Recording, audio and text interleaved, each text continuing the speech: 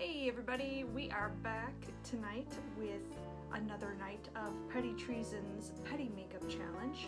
You can see my last take on it in the video before this one, where I did poison ivy makeup. Tonight we are going to do the topic of Halloween past. So to me, I'm going to think of Halloween's past, and that's kind of something I've been thinking and talking about on my channel here during Vlogtober.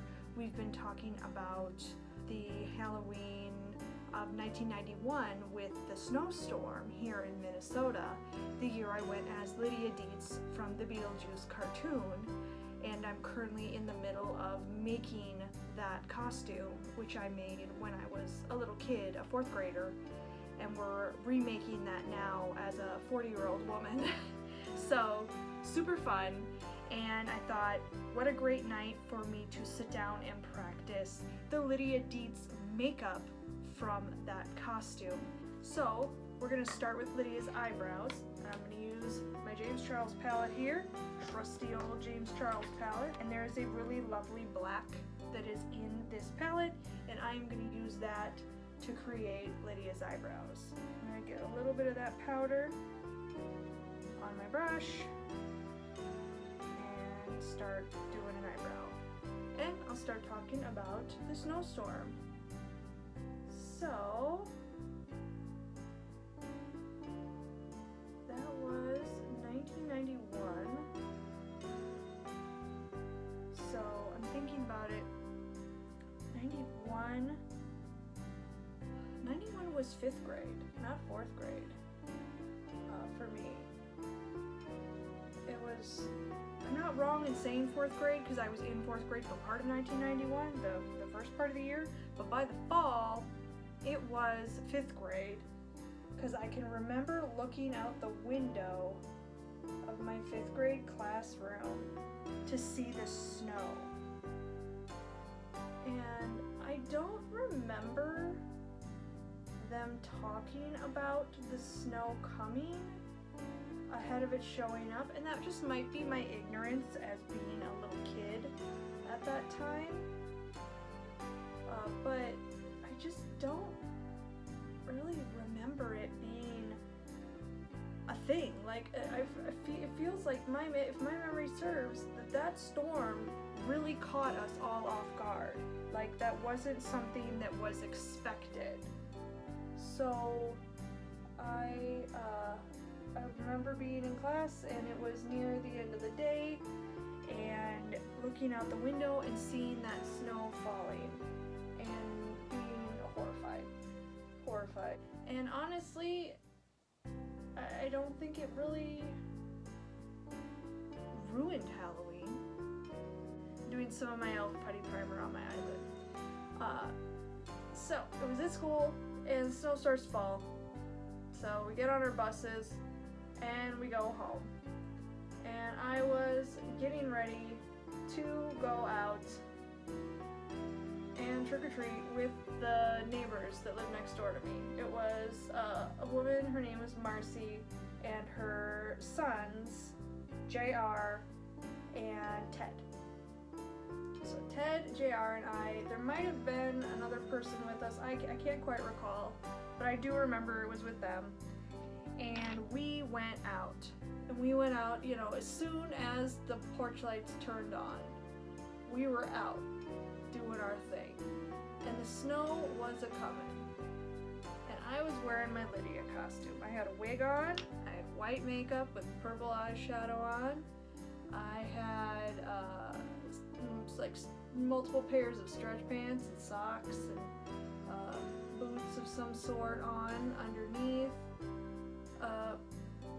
The big red kind of poncho spiderweb thing that she wears, and I was freezing from the get-go, but it was Halloween, so it was filled with the Halloween spirit, and nothing was gonna stop Halloween from happening in my world. And I also just had no idea of exactly how much snow was coming. So we're out, and it just keeps coming. It just keeps coming. And it kept coming the next day too. And they were those big flakes of snow that don't melt on you. They just fall on you and they're right there, they're huge. So it was heavy, wet snow, and it was coming down, and we were freezing, but we were bound and determined to make it through that snow to get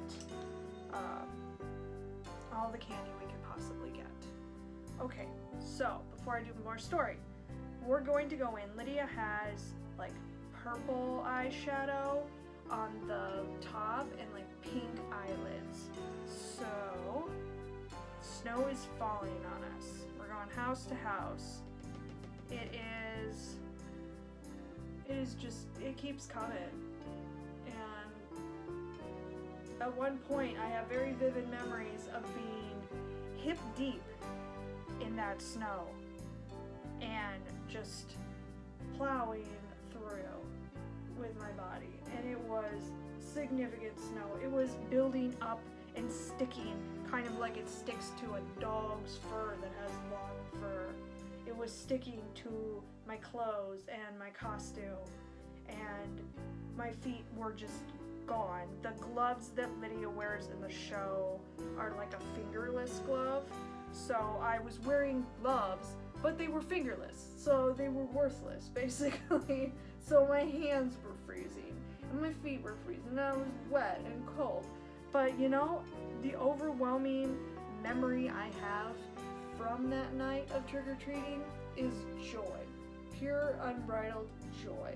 And kind of adventure. Because this was such a big deal that this was happening. And that it was just getting ridiculous out there so fast. The rate that the snow came down was it just dumped. It was just accumulating so fast. I don't think I'd been in Minnesota a few years, so of course I had been through a winter or two, but I don't think I had ever seen like a blizzard yet. So that was a new experience for me. I was out in that with my friends. We were having a great time, and it was getting to the point where like less and less kids were on the street with us. So I have a lot of friends that talk about going out that night and only making it like 3 or 4 houses because it was just so cold and it was so much snow and it was hard to get through the sidewalks, and we were just running through yards. We were unsupervised. We were just out on our own, just doing it up around the neighborhood, and it was wild. Absolutely wild, but so much fun. And like I was saying, there were just getting to be less and less kids on the street as the night progressed, to the point where it felt like it was just us, and the porch lights were still on, so we just kept going. And pretty soon we started coming up to houses, ringing the doorbell. They would come to the door, and they would remark that we were the first kids they had seen in an hour, or the only kids they had seen all night, things like that. And they would look out the door, look out at the street, nobody's on it, turn their porch light off, turn their bucket of candy over on our bags, and then just like call it a night, because that was it. So we were really making out like bandits. We had so much candy that year. Oh my goodness. And that is the whole point of Halloween, is getting that sweet, sweet haul. So we were really making out like bandits, because we were kind of we felt like the last kid standing. Now, I'm recounting a story in the memory of a 5th grader. So there's definitely some hyperbole here that's happening. I'm not sure that the legend of this night is in actuality as epic as my memory has it, because I was a 5th grader. So take that as you will, but I like to let this be my memory of it. However realistic or unrealistic that is. So, we're doing our thing. We're making it through, and now we are finally as cold as we can stand. Our bags are heavy with wetness from the snow, because back in the day, you had like kind of 3 different Halloween candy carrying choices. You had the traditional orange plastic pumpkin, classic. Still get them today at your Target. We've got the McDonald's Happy Meal pumpkin or ghost or Frankenstein bucket. Also a classic. You also probably had like the plastic grocery bag kids. Probably carried by teenagers, especially. And then you had the carrying device of professional trick-or-treaters like myself, the pillowcase. The fabric pillowcase, possibly your own pillowcase, but more likely an extra pillowcase from the linen closet. That was the preferred candy hauling device. And if you were escorted by a parental unit, you would make sure that they had an extra bag so that you could put your candy in it as your bag got too heavy or too full, because houses will get more stingy with you the more candy that they see that you have. Our bags were very full and very, very wet from the snow. So we're getting ready to head back home with our haul.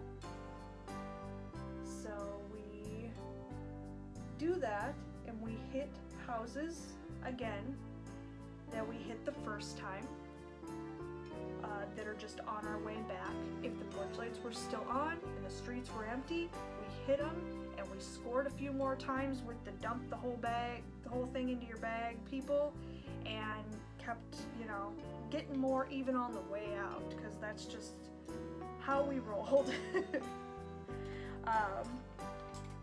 So we get home, and that's when the direness of the situation kind of set in for me, because I was scary cold, probably borderline hypothermic. I was so cold. I was so cold that I was hot. I don't know if you've ever experienced that before, but I was so cold that I was starting to get so hot, and my hands and my feet were so cold that I couldn't feel them and I couldn't get them to warm up. So I, of course, the one thing in the whole world that sounded the most divine was a hot bath. So I began to run my hot bath. Now, usually on Halloween, we would do our trick-or-treating around our neighborhood, and then we would get in the car and go over to my grandmother's house in Richfield, which is a suburb nearby. That's kind of the next suburb over from Bloomington, very close to one another. And we would go over to Grandma's house in Richfield so that she could see us in our cute costumes, take pictures, so that we could trick-or-treat her neighborhood, see her, see all her neighbors and her friends nearby, and kind of do it all over again. But I was not in any position to go anywhere, which greatly pissed off my dad. He was very, very angry at me that I did not want to go to my grandma's house. And I remember my mother having to kind of step in to explain that this wasn't a matter of me being like an angsty preteen, not wanting to go to grandma's house. This wasn't me being like lazy or disobedient or something like that, that it was literally because I was freezing.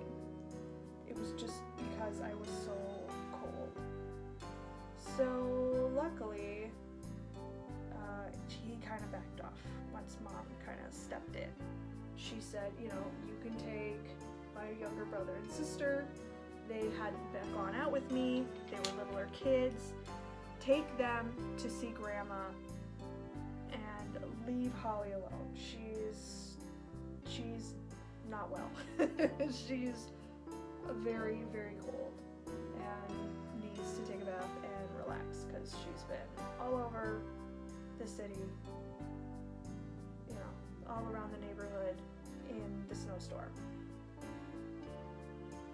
So my dad piled my brother and sister in the car and took them off to see his mother, my grandmother, in Richfield. And to my sister's memory, they lasted all of 2 houses at my grandma's house before they came home, because they were little kids and it was freezing, and by then the snow was getting crazy. The snow was just out of hand. So like I said, I wanted that bath. That's the only thing I could think of. I'm going in with the pink on my eyelid now. All I could think about was that bath, and I was running that bath. And I was getting frustrated because bath water was cold. It was so cold. I had it turned all the way on hot, and that water was stone cold. And I was so angry. I didn't know if something was wrong with the water heater. The place we lived was not the highest quality housing in the whole world. So it wouldn't have been like the first time that the water heater didn't work. So I was just super frustrated because all I wanted was a hot bath. And I was running my bath water, and I remember my mom calling out, "Do you want me to turn off your bath water?"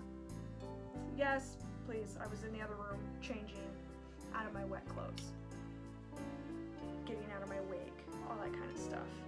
And so she does the mom thing. She turns off the bath water and does the quick mom check with her hand in the water, and quickly snatched her hand away because the tub was completely filled to the top, probably with every drop in the hot water heater, with completely scalding hot water.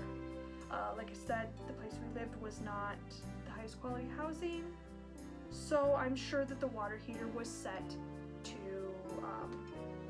McDonald's coffee level hot. Great safety, Sometimes I wonder how I made it out of childhood.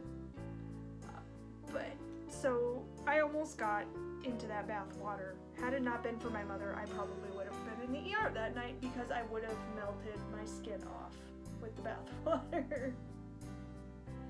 Which that would have gone, 2nd degree burns would have gone great with my hypothermia. Now I'm putting some white right up next to the eyebrow. So thankfully my mother is there.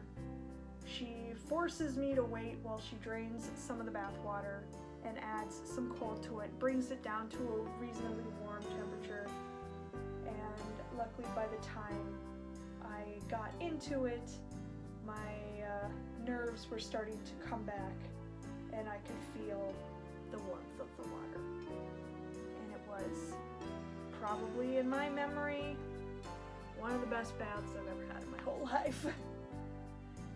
So, thawed out,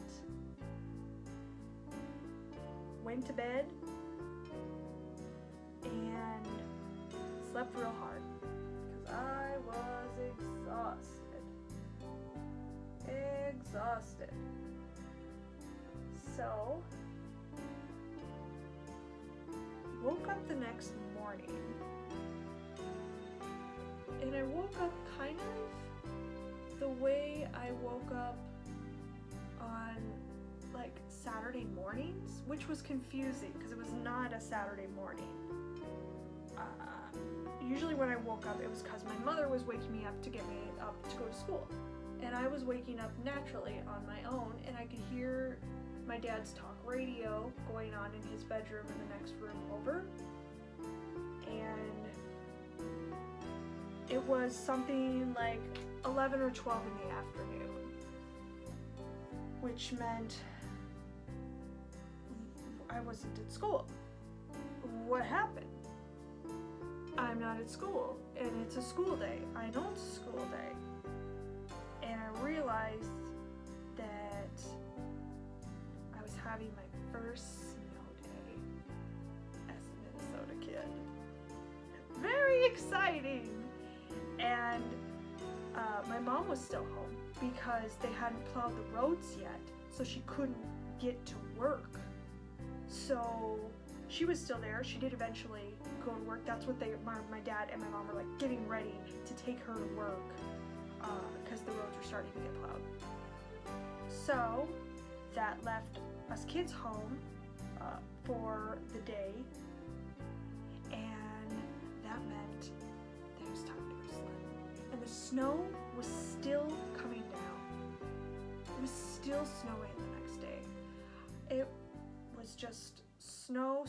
It was actually hard to sled for the first like hour of sledding because the snow was so deep.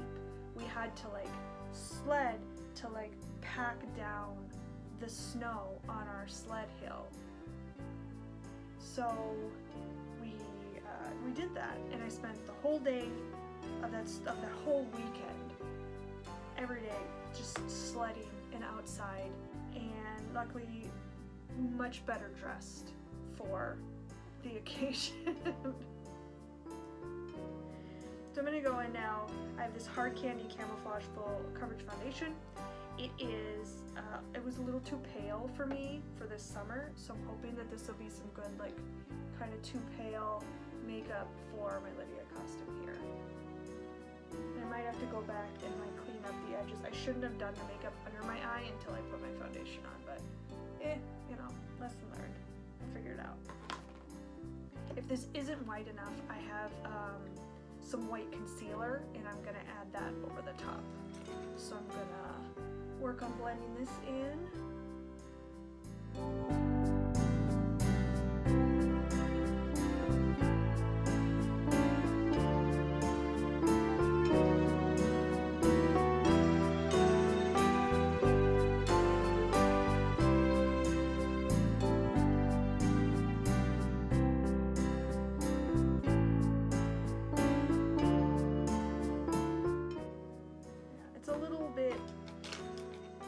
It's a fairly good match here. Like, it's maybe a little bit too white for me, but it's not terrible, so I am going to add some white concealer over the top of it to help pale it out, I think.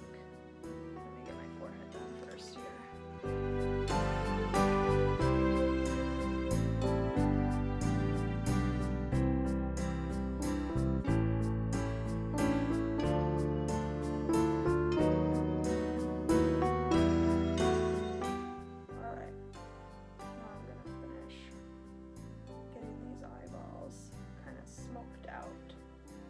Alright, now I'm going to put some black eyeliner on. I'm going to put some mascara on. I'm going to powder this down and come back with the finished result.